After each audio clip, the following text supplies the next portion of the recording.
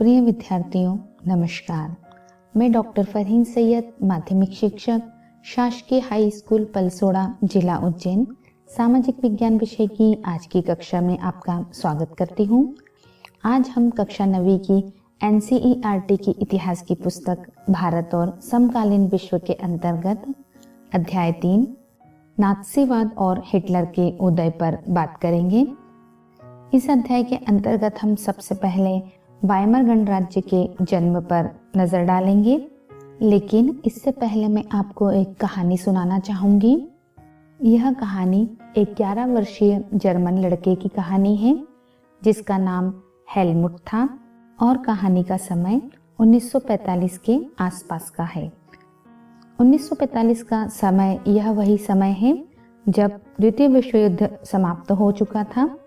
एक दिन हेलमुट अपने बिस्तर पर लेटा हुआ था, तभी उसे अपने माता पिता की कुछ धीमी धीमी आवाजें सुनाई दी।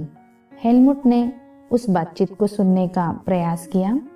उसे सुनाई दिया कि उसके माता पिता किसी गंभीर मुद्दे पर बहस कर रहे हैं।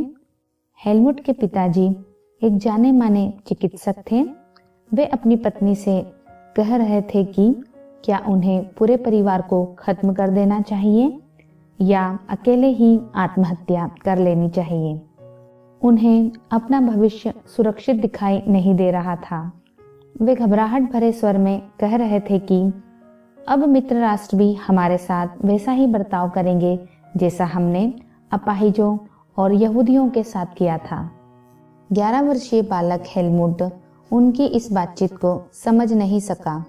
अगले दिन हेलमुट के पिताजी उसे बगीचे में घुमाने ले गए और दोनों ने वहां पर खेल कूद में अपना समय व्यतीत किया। यह शायद आखिरी मौका था जब हेलमुट अपने पिताजी के साथ बगीचे में गया था, क्योंकि कुछ समय बाद हेलमुट के पिता ने अपने दफ्तर में अपने आप को गोली मार ली। हेलमुट की यादों में वह क्षण आज भी जिंदा है जब उसके पिता की खून में सनी वर्दी को घर के अलाव में ही जला दिया गया था। हेलमुट ने जो कुछ सुना था और जो कुछ उसके साथ घटित हुआ था, उससे उसके दिलो दिमाग पर इतना गहरा सदमा पहुंचा कि अगले 9 सालों तक वह अपने घर में भोजन का एक कौर भी नहीं खा पाया, क्योंकि उसे यही डर सताता रहा कि कहीं उसकी माँ भी उसे जहर देकर न मार दे। हेलमुट को शायद यह समझ नहीं आया था कि हकीकत क्या थी। उसके पिता नात्सी थे। यहाँ आपके सामने एक नया शब्द नात्सी आया है। नात्सी जर्मन भाषा का शब्द है जो कि नात्सी योनाल के प्रारंभिक अक्षरों से मिलकर बना हुआ है।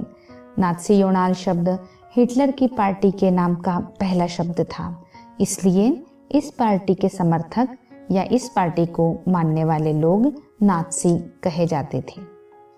आप में से कई बच्चे नात्सी और उसके नेता हिटलर के बारे में जानते होंगे। आपको शायद पता भी होगा कि हिटलर जर्मनी का शासक था और जर्मनी को दुनिया का सबसे ताकतवर देश बनाने के लिए दृढ़ संकल्पित था। वह पूरे यूरोप को जीत लेना चाहता था। आपने यह भी सुना होगा कि उसने यहूदियों को मरवाया था। लेकिन नात्सीवाद सिर्फ इन घटनाओं का नाम ही नहीं है, यह दुनिया और राजनीति के बारे में एक संपूर्ण व्यवस्था, विचारों की एक पूरी संरचना का नाम है।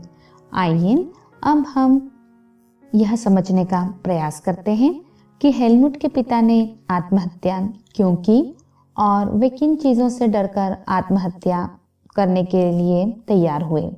जैसा कि आप लोग जानते हैं कि प्रथम विश्व युद्ध 1914 से लेकर 1918 तक चला था और द्वितीय विश्व युद्ध 1939 से लेकर 1945 तक लड़ा गया था। प्रारंभ में मित्र राष्ट्रों में ब्रिटेन और फ्रांस द्वितीय विश्व युद्ध में एक गुट में शामिल थे और दूसरी तरफ धुरी राष्ट्र जिसमें जापान, जर्मनी और इटली सम्मिलित थे द्वितीय विश्व युद्ध में भाग ले रहे थे। लेकिन 1941 में सोवियत संघ और अमेरिका भी मित्र राष्ट्रों की ओर से युद्ध में शामिल हो गए। मई 1945 में जर्मनी ने मित्र राष्ट्रों के सामने आत्मसमर्पण कर दिया। इस समय जर्मनी का शासक हिटलर था। हिटलर और उसके प्रचार मंत्री गोबल्स ने बर्लिन के एक बंकर में पूरे परिवार के साथ अप्रैल में ही आत्महत्या कर ली थी, क्योंकि उसे अंदाज़ा हो गया था कि लड़ाई की समाप्ति के पश्चात उन लोगों का क्या हल होने वाला है। युद्ध समाप्त होने के बाद एक अंतर्राष्ट्रीय सैनिक अदालत स्थापित की गई और इस अदालत ने शांति के विरुद्ध किए गए अपराधों, मानवता के खिलाफ किए गए अपराधों एवं युद्ध अपराधों के लिए नाज़ी युद्धबंदियों पर मुकदमा चलाने का जिम्मा सौंपा गया था। युद्ध के दौरान जर्मनी के व्यवहार, खास तौर से इंसानियत के खिलाफ किए गए उसके अपराधों की वजह से कई गंभीर नैतिक सवाल खड़े किए गए और उसके कृत्यों की दुनिया भर में निंदा की गई। आप सभी के मन में सवाल उठ रहा होगा कि जर्मनी ने युद्ध के दौरान ऐसा कौन सा व्यवहार किया जिसके कारण उसके कृत्यों की निंदा की गई। तो आइए हम उन कृत्यों को समझने का प्रयास करते हैं।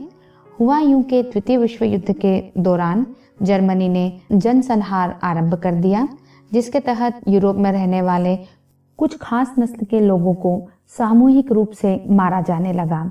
इस युद्ध में मारे गए लोगों में 60 लाख यहूदी, 2 लाख जिप्सी तथा 10 लाख पोलैंड के नागरिक थे।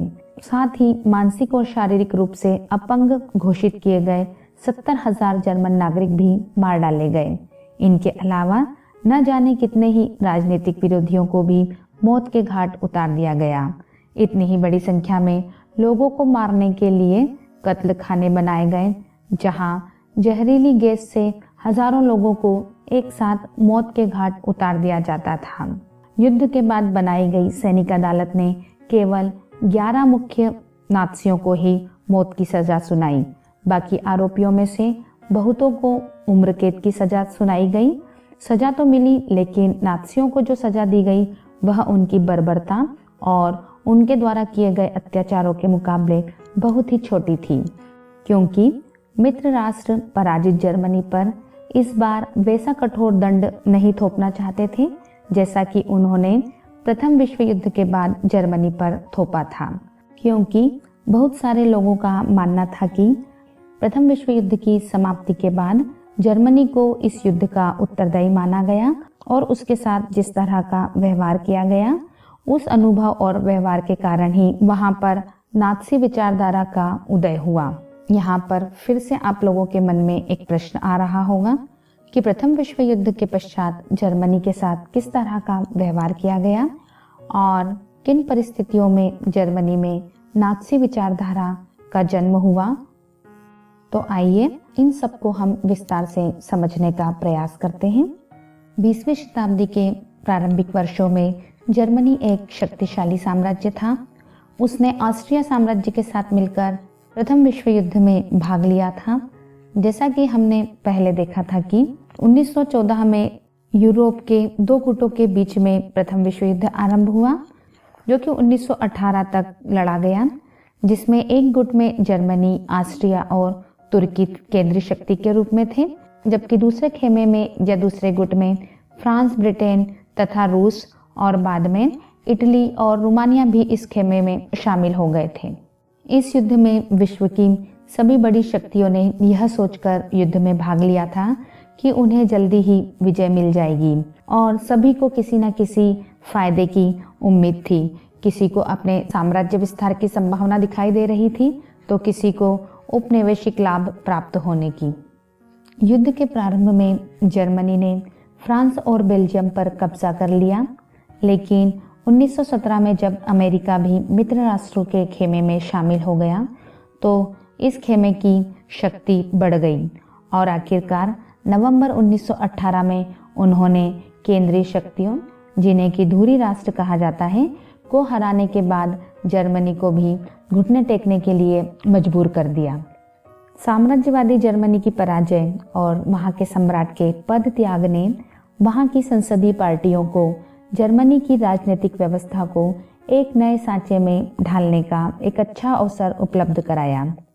इसी तारतम्य में वाइमर में एक राष्ट्रीय सभा की बैठक बुलाई गई और संघीय आधार पर एक लोकतांत्रिक संविधान पारित किया गया।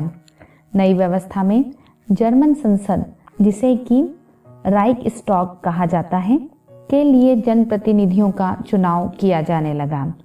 प्रतिनिधियों के निर्वाचन के लिए महिलाओं सहित सभी वयस्क नागरिकों को समान और सार्वभौमिक मताधिकार प्रदान किया गया, अर्थात वहां पर महिलाओं को भी वोट देने का अधिकार दिया गया। साथ ही सभी नागरिकों को सार्वभौमिक रूप से, मतलब कि सभी को समान रूप से मत देने के अधिकार को प्रदान किया गया। इस तरह जर्मनी में एक नया गणराज्य स्थापित हुआ जिसे वाइमर गणराज्य कहा जाता है। आप सभी लोग जानते होंगे, गणराज्य का मतलब होता है कि उस देश का शासक प्रमुख जनता द्वारा प्रत्यक्ष या अप्रत्यक्ष रूप से चुना गया हो।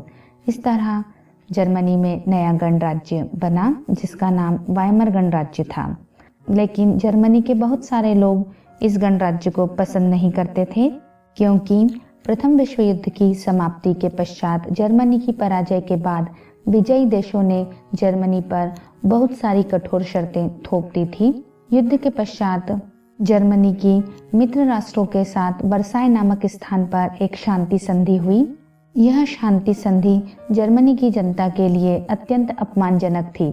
इस संधि की वजह से जर्मनी को अपने बहुत सारे उपनिवेश, तकरीबन 10% की आबादी, 13% का भूभाग और 75% लौह भंडार और 26% कोयला भंडार फ्रांस, पोलैंड, डेनमार्क और लुथियानिया के हवाले करने पड़े। साथ ही जर्मनी की शक्ति को खत्म करने के लिए मित्र राष्ट्रों ने उसकी सेना भी भंग कर दी।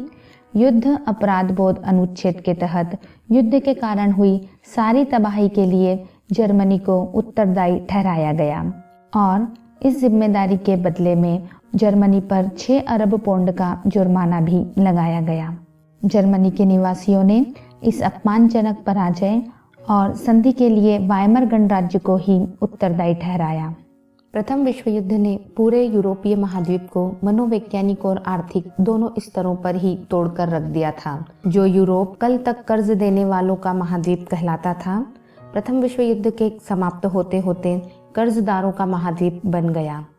हालांकि पुराने जर्मन साम्राज्य द्वारा किए गए अपराधों का हर्जाना नवजात वाइमर गणराज्य से वसूल किया जा रहा था। इस गणराज्य को युद्ध में मिली पराजय के अपराध बोध और राष्ट्रीय अपमान का बोझ तो ढोना ही पड़ा। साथ ही हर्जाना चुकाने की वजह से आर्थिक स्तर पर भी अनेक कठिनाइयों का सामना करना पड़ा। आर्थिक संकट के इस समय में वाइमर गणतंत्र के विरोधी, जिनमें समाजवादी, डेमोक्रेट्स और कैथोलिक गुट प्रमुख थे, इन्होंने रूस की बोल्शेविक क्रांति की तर्ज पर जर्मनी में भी मजदूरों और नाविकों की सोवियतें बनाकर वाइमर गणराज्य की शासन व्यवस्था को समाप्त कर एक लोकतांत्रिक गणराज्य की स्थापना करने के लिए एकत्र होने लगे। यद्यपि वाइमर गणराज्य ने इनके विद्रोह को कुचल दिया, फिर भी इन स्पार्टकीटों, जिसका अर्थ होता है विरोधियों, ने जर्मनी में कम्युनिस्ट पार्टी की नींव डाली। आर्थिक संकट के इस समय में रेडिकलवादी विचारों को भी बल मिला। जैसा कि अभी हमने देखा था कि जर्मनी ने पहला विश्व युद्ध कर्ज लेकर लड़ा था और युद्ध की समाप्ति के पश्चात उसे हर्जाने के रूप में एक बड़ी राशि मित्र राष्ट्रों को देनी पड़ी थी। जर्मनी को यह हर्जाना स्वर्ण मुद्रा के रूप में भरना पड़ा। स्वर्ण मुद्रा को बुलियन कहा जाता था। इस दोहरे बोझ से जर्मनी के स्वर्ण भंडार लगभग समाप्त होने की स्थिति में पहुंच गए और अंततः 1923 में जर्मनी ने कर्ज और हर्जाना चुकाने से इनकार कर दिया। इसके बदले में फ्रांसीसियों ने जर्मनी के मुख्य औद्योगिक इलाके, जिसे कि रूर कहा जाता था, पर कब्जा कर लिया। रूर प्रदेश जर्मनी का प्रमुख कोयला भंडार क्षेत्र था। युद्ध हर्जाने के रूप में अब फ्रांस ने जर्मनी के रूर प्रदेश को अपने नियंत्रण में ले लिया। जर्मनी ने फ्रांस के प्रतिरोध के रूप में बड़े पैमाने पर कागजी मुद्रा छापना शुरू कर दिया, जिससे उसकी मुद्रा मार्क का मूल्य तेजी से गिरने लगा और ज़रूरत की वस्तुएं महंगी हो गई। हमारी पाठ्य पुस्तक में हमें एक रेखाचित्र दिखाया जा रहा है, जिसमें जर्मन नागरिकों को पाव रोटी खरीदने के लिए बैलगाड़ी में नोट भरकर ले जाते हुए दिखाया जा रहा है। इस रेखा चित्र से हम समझ सकते हैं कि मुद्रा के मूल्य कितने अधिक गिर चुके थे और महंगाई अत्यधिक बढ़ चुकी थी।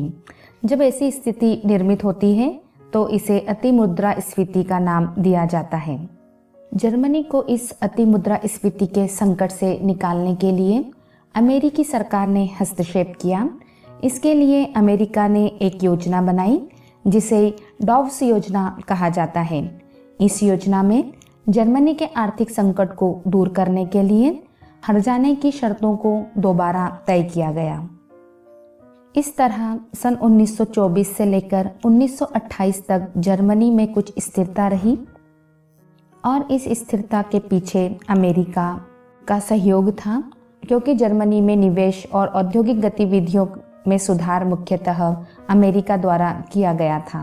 लेकिन जब 1929 में अमेरिका का शेयर बाजार वॉल स्ट्रीट एक्सचेंज धराशायी हो गया तो जर्मनी को मिल रही मदद रातों रात बंद हो गई। यह आर्थिक महामंदी की शुरुआत थी। 1929 से 1932 तक के अगले 3 सालों में अमेरिका की राष्ट्रीय आय केवल आधी रह गई। इस मंदी का सबसे बुरा प्रभाव जर्मन अर्थव्यवस्था पर पड़ा, क्योंकि उत्पादन ठप हो गया, महंगाई बढ़ गई, बेरोजगारी, अपराध, भ्रष्टाचार बढ़ गया। इस तरह आर्थिक एवं राजनीतिक स्तर पर वाइमर गणराज्य एक नाजुक दौर से गुजर रहा था। वाइमर गणराज्य के संवैधानिक प्रावधान और आर्थिक संकट जर्मनी में तानाशाही की संभावना को जन्म दे रहे थे। हालांकि वाइमर गणराज्य ने स्थिति पर नियंत्रण स्थापित करने के कई प्रयास किए, लेकिन फिर भी लोकतांत्रिक संसदीय व्यवस्था में लोगों का विश्वास खत्म होने लगा, क्योंकि यह व्यवस्था उनके लिए कोई समाधान नहीं खोज पा रही थी। इस तरह अर्थव्यवस्था, राजनीति और समाज में गहराते जा रहे इस संकट ने हिटलर के सत्ता में पहुंचने का मार्ग साफ कर दिया। जैसा कि आप सभी जानते हैं, प्रथम विश्व युद्ध जो कि 1914 से लेकर 18 तक के लड़ा गया था और इस युद्ध में 2 गुटों ने प्रमुख रूप से भाग लिया था, जिसमें पहला गुट मित्र शक्तियों का था और दूसरा गुट केंद्रीय शक्तियों का था। मित्र शक्तियों में फ्रांस, ब्रिटेन और रूस शामिल थे, जबकि केंद्रीय शक्तियों में जर्मनी, ऑस्ट्रिया और तुर्की प्रमुख देश थे। प्रथम विश्व युद्ध का अंत नवंबर 1918 में जर्मनी की पराजय के साथ हुआ। युद्ध के अंत में जून 1919 में वर्साई की संधि पर हस्ताक्षर हुए, जिसमें जर्मनी पर मित्र शक्तियों ने कई अपमानजनक शर्तों को थोपा। इस संधि के द्वारा युद्ध अपराध बोध अनुच्छेद के तहत 6 अरब पौंड का जुर्माना जर्मनी पर लगाया गया। साथ ही युद्ध में हुई क्षति के लिए केवल जर्मनी को ही जिम्मेदार माना गया और साथ ही जर्मनी को सैन्य विहीन कर दिया गया, ताकि जर्मनी की सैनिक शक्ति को कुचला जा सके। इसके अतिरिक्त जर्मनी के सारे उपनिवेश, 10% आबादी, 13% भूभाग और 75% लोह भंडार और 26% कोयला भंडार का मित्र राष्ट्रों ने आपस में बंटवारा कर लिया। प्रथम विश्व युद्ध में जर्मनी की पराजय और वहां के सम्राट के पद त्याग के बाद वहां पर एक नया गणराज्य, जिसे कि वाइमर कहा जाता था, उसका उदय हुआ।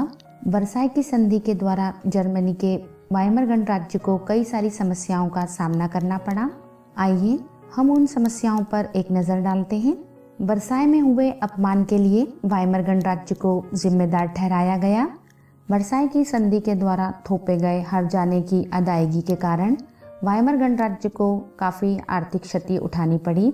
वाइमर गणराज्य का नवंबर के अपराधी कहकर मजाक उड़ाया जाता था। वाइमर गणराज्य के हिमायतियों में समाजवादी, कैथोलिक और डेमोक्रेट खेमे के लोग थे। जर्मनी को अति मुद्रास्फीति का सामना करना पड़ा। यह स्थिति तब निर्मित होती है जब कीमतें बेहिसाब बढ़ जाती हैं या मुद्रा का मूल्य काफ़ी घट जाता है। प्रिय विद्यार्थियों, इस तरह हमने देखा कि प्रथम विश्व युद्ध का अंत जर्मनी की पराजय के साथ हुआ और उसे वर्साई की अपमानजनक संधि का सामना करना पड़ा। युद्ध में जर्मनी की पराजय के साथ ही जर्मनी के सम्राट ने पद त्याग कर दिया और जर्मनी में एक नए गणराज्य, जिसे कि वाइमर कहा जाता है, का जन्म हुआ। लेकिन इस नवनिर्मित गणराज्य को भी वर्साई की संधि की अपमानजनक शर्तों के कारण अनेक समस्याओं का सामना करना पड़ा, क्योंकि वर्साई की संधि के द्वारा युद्ध का सारा हर्जाना जर्मनी से वसूल किया जाना तय किया गया। इस गणराज्य को युद्ध में पराजय के अपराध बोध और राष्ट्रीय अपमान का बोझ तो ढोना ही था, साथ ही हर्जाना चुकाने की वजह से आर्थिक स्तर पर भी यह साम्राज्य अपंग हो चुका था। जैसा कि हमने देखा कि जर्मनी ने कर्ज लेकर प्रथम विश्व युद्ध लड़ा था, लेकिन युद्ध के बाद उसे स्वर्ण मुद्रा के रूप में युद्ध का हर्जाना भरना पड़ा। इस कारण जर्मनी की आर्थिक स्थिति अत्यंत दयनीय हो गई। इसके साथ ही 1929 से 1932 तक की महामंदी के कारण जर्मनी की अर्थव्यवस्था पर अत्यधिक प्रभाव पड़ा। जर्मनी में उत्पादन ठप्प हो गया, महंगाई बढ़ गई, अपराध, भ्रष्टाचार तथा बेरोजगारी बढ़ने लगी। आर्थिक संकट ने लोगों में गहरी बेचैनी और डर पैदा कर दिया। वाइमर गणतंत्र के संवैधानिक प्रावधान और आर्थिक संकट जर्मनी में तानाशाही की संभावनाओं को जन्म दे रहे थे और इन सभी संकटों ने हिटलर के सत्ता में पहुंचने का मार्ग साफ कर दिया। जर्मनी की जनता हिटलर के रूप में एक ऐसा मसीहा देखने लगी थी जो उनके सारे संकटों को दूर कर सकता था। हिटलर के उदय को हम अगली कक्षा में विस्तृत रूप से समझने का प्रयास करेंगे। अभी हम इस अध्याय के 1 अंक वाले उन प्रश्नों को हल करने का प्रयास करेंगे जो परीक्षा की दृष्टि से अति महत्वपूर्ण है। अगली कक्षा में हम 3 अंक और 5 अंक वाले महत्वपूर्ण प्रश्नों पर नजर डालेंगे। तो आइए पहले हम 1 अंक वाले प्रश्नों को हल करते हैं। इसमें पहला प्रश्न है, निम्न में से कौन सा देश धुरी शक्ति समूह का देश है? 4 विकल्प दिए हुए हैं। विकल्प A France, B Germany, C Britain और डी अमेरिका। जैसा कि अभी हमने देखा था कि इसमें से धुरी शक्ति वाला देश जर्मनी है, जबकि फ्रांस, ब्रिटेन और अमेरिका मित्र देश थे।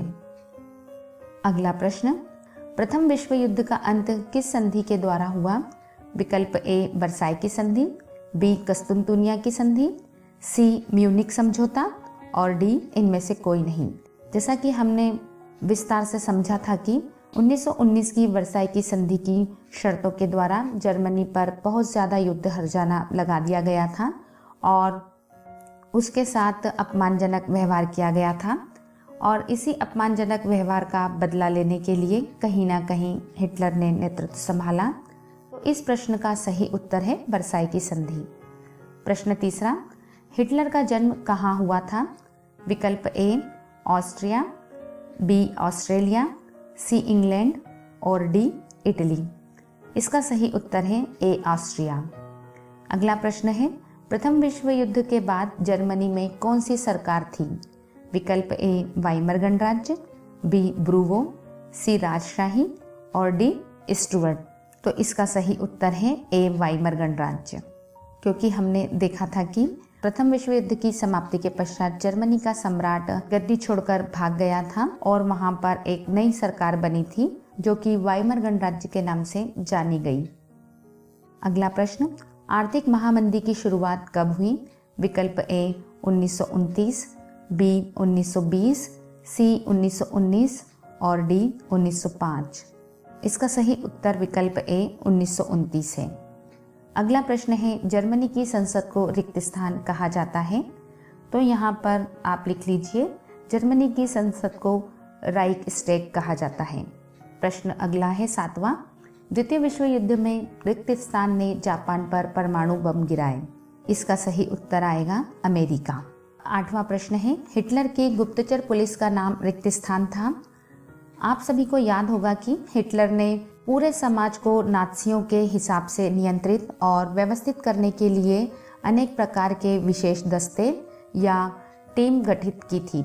इसमें गेस्तापो गुप्तचर राज्य पुलिस थी, अतः यहाँ पर गेस्तापो सही उत्तर है। 9वां प्रश्न, रिक्त स्थान में हिटलर जर्मनी का चांसलर बना। तो इसका सही उत्तर है 30 जनवरी 1933 को हिटलर जर्मनी का चांसलर बना।